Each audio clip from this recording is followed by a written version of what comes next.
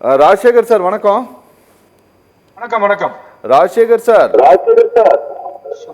நான் பேசுறது உங்களுக்கு அப்படியே எக்கோ அடிக்குது போல தெரியுது சார். 13/9/2025 அன்று பயணம் தொடங்குகிறது. ஒரே நாள் சார், 3 மாவட்டங்கள், திருச்சி, பெரம்பலூர், அரியலூர்.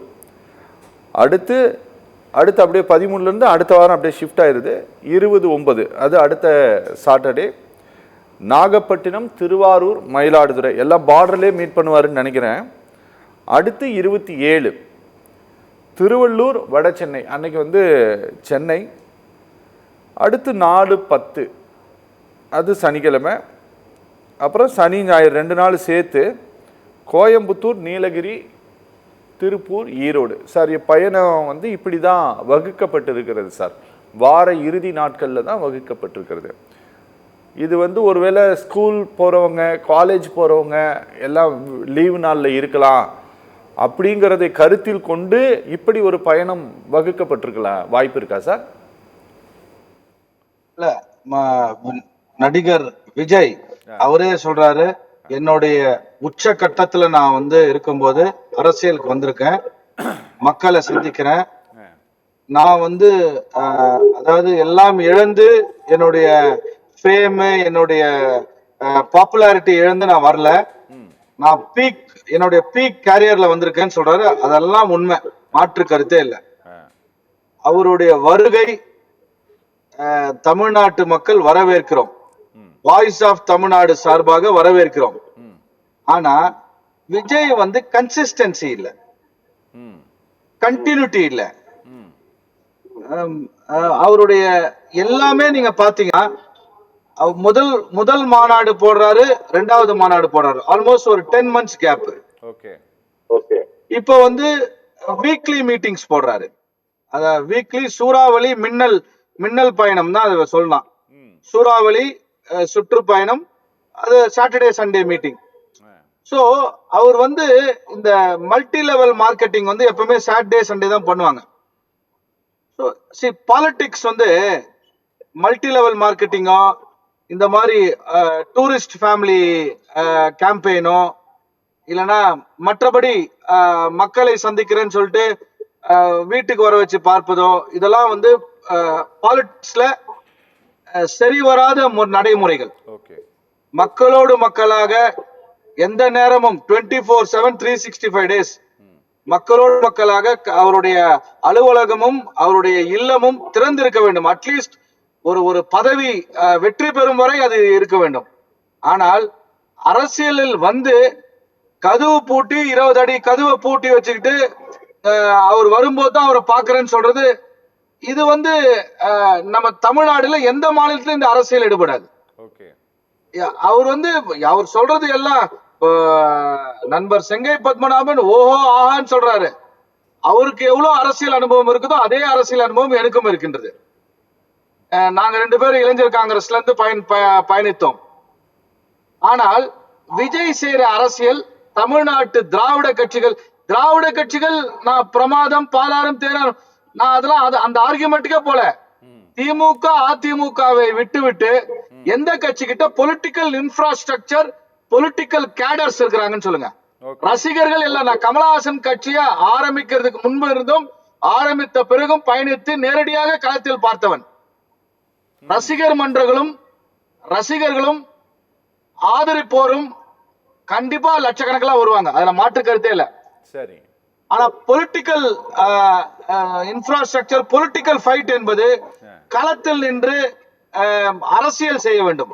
அரசியல் செய்வது அனுபவம் மட்டுமே ஒரு குவாலிஃபிகேஷன். படிப்போ பணமோ எதுவுமே கணக்குல கிடையாது. Only political experience and political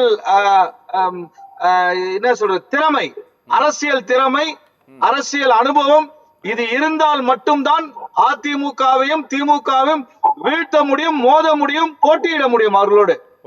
நான் வந்து என்னுடைய பாப்புலாரிட்டி, விஜய் ஜெயிக்கிறது ஒரு மேட்டரே கிடையாது. அவர் ஜெயிக்கலாம்.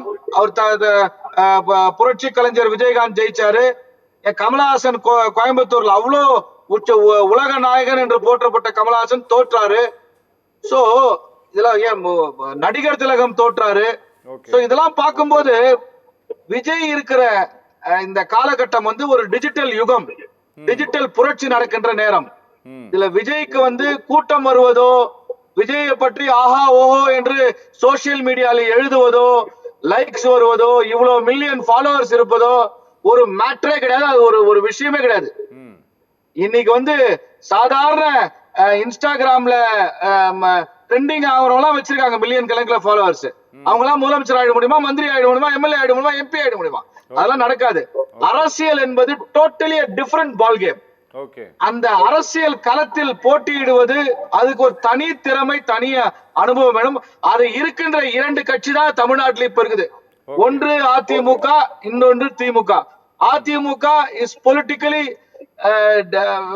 broke into multiple pieces. அவங்க ஒன்றுபட்டால், செங்கோட்டையன் முன்னாள் அமைச்சர் செங்கோட்டையன் மூத்த தலைவர் சொல்வது சரி, அதிமுக எல்லாரும் ஒன்றுபட்டு விஜய் அவர்களோடு இணைந்தால் லேண்ட்ஸ்லைடு விக்டரி, திமுகவை வீழ்த்தி விடலாம். அதற்கு எனக்கு கண்ணு கட்டின தூரம் வரைக்கும் வாய்ப்பு இருக்கிற மாதிரி தெரியல எனக்கு. என்னுடைய அனுபவத்துல சொல்றேன். மற்றவங்களுக்கு எல்லாம் ஒரு கருத்து இருக்கு. நான் விஜய்க்கு எதிரியோ விஜய்க்கு ஆதரவாளனோ கிடையாது. I am only presenting the facts, figures, நிதர்சனமான என்ன நடக்குதோ களத்தில் அதை மட்டும் தான் சொல்லிட்டு இருக்கேன். சார், இப்போ கேரள மாநிலத்தை போல நடிகர்களை வந்து தமிழ்நாட்டை போல கேரளா வந்து பார்த்தீங்கன்னா பெரிய அளவில் தூக்கி எல்லாம் கொண்டாடாது நடிகர்களை. ஆனால் தமிழ்நாடு அப்படியே வித்தியாசமாக இருக்குதுன்னு வச்சுக்கோங்களேன். இப்போ விஜய் மாதிரியான ஒரு பெரிய ஸ்டார் நான் வரப்போகிறேன், எனக்கும் டிஎம்கேவுக்கும் தான் சண்டை அப்படிங்கும்போது அது ஏதோ ஒரு இம்பேக்டை வந்து ஏற்படுத்துது. இப்போ நீங்கள் சொன்ன அதே சோஷியல் மீடியாவில் இப்போ அது ஒரு இளைஞர்கள் மத்தியிலும் ஒரு தாக்கத்தை ஏற்படுத்துகிறதுன்னு வச்சுக்கோங்களேன். ஆனால் இவருடைய இந்த வார இறுதி நாட்களுடைய இந்த பிரச்சார பயணம் அப்படிங்கிறத இப்போ நம்ம எடப்பாடி பழனிசாமியினுடைய பிரச்சார பயணத்தோடு ஒப்பிடுவோமே. அவர் தினந்தோறும் ஊருக்கு போயிட்டு இருக்கிறாரு. இவர் வீக்லி டேஸ், சனிக்கிழமை மட்டும் இந்த ஐடி கம்பெனியில் வேலை செய்கிறவங்க பப்புக்கு போகிற மாதிரி சனிக்கிழமை மட்டும் அப்படின்ட்டு இவர் எடுக்கக்கூடியதை இந்த ரெண்டையும் கம்பேர் பண்ணி பார்ப்பாங்கன்ட்டு உங்களுக்கு தோணுதா? அந்த ரசிக மனோபாவம் இதை ஒப்பிட்டு பார்க்கும்ட்டு உங்களுக்கு தோணுதா சார்? சார், ஒரு நடிகர், நான் மீண்டும் சொல்றேன், மீண்டும் ஆழமா பதிவிடுறேன், கமலஹாசன் கூட நான் தேர்தல் பயணம் சுற்றுப்பயணத்தில் நேரடியாக களத்தில் ஈடுபட்டவன். சரி, கமலஹாசனுக்கு எல்லா கட்சிக்காரர்களும் எல்லா வயது உடையவர்களும் வந்து கமலஹாசனை பார்ப்பதற்கு வந்தார்கள். ஆனால் வந்த கூட்டம் வாக்களித்திருந்தால் கமலஹாசன் கூட இருந்த அத்தனை பேரும் போட்டியிட்ட அத்தனை பேரும் வெற்றி பெற்றிருக்கணும். சரி, நேரடியா சொல்றேன். ஆனா கமலஹாசனே தோத்துட்டாரு. சோ இந்த கூட்டம் கூடுவது, ரசிகர்கள் வந்து இவ்வளவு பேர் வந்தாங்க விஜய்க்கு ஆஹா ஓ, அதெல்லாம் நான் இல்லைன்னு சொல்லுங்க, எல்லாம் வருவாங்க. அந்த சினிமா மோகம் கண்டிப்பா நம்மளுக்கு இருக்குது, நமக்கு இருக்குது. ஆனா தமிழ்நாடு வந்து ஒரு வித்தியாசமான மாநிலம்ங்க. கேரளால எல்டிஎஃப் யூடிஎஃப் மாறி மாறி வந்துட்டு இருக்குது. ஆனா 2016 அதிமுக மீண்டும் ஆட்சிக்கு வந்தது. இன்றைக்கு திமுகவை வீழ்த்துவதற்கு ஒரே ஒரு வழிதான் இருக்கிறது. Political arithmetics, political alliances, political mathematics கரெக்டா இருந்தா கண்டிப்பா கூட்டணி அமைந்தால் திமுகவை வீழ்த்தலாம். இல்லனா திமுக மீண்டும் ஆட்சிக்கு வருவதை தடுக்க வாய்ப்பே இல்ல. எனக்கு நான் திமுக அனுதாபி கிடையாது. ஆனால் களத்தில் என்ன, what is the vote percentage, vote share, எப்படி அரசியல் நகர்வுகள் இருக்குது நீங்க பாத்தீங்கன்னா, நான் படிச்சேன் அது, correct me if I am wrong. Annamalai, அதாவது முன்னாள் காவல்துறை எஸ்பி ரேங்க்ல பணியாற்றி ரிசைன் பண்ண அண்ணாமலை, பாஜக தலைவரா இருந்து பல விஷயங்கள் சோசியல் மீடியால பரபரப்பா பேசப்பட்ட அண்ணாமலை என்ற நபர் திமுக மீது மக்களுக்கு அதிருப்தியில மீண்டும் அவர்கள் ஆட்சிக்கு வருவார்கள் என்று தினமலர் பத்திரிகையில படிச்சதா எனக்கு ஒரு ஞாபகம். அது தப்பா ரைட்டா தெரியல. சோ இதுதான் உண்மையான நிலவரம். இதை வந்து விஜய் புரிந்து கொண்டால் நிச்சயமாக விஜய்க்கு இந்த மாதிரி வந்து வீக்லி ஹாலிடே பொலிட்டிக்கல் சுற்றுப்பயணம்,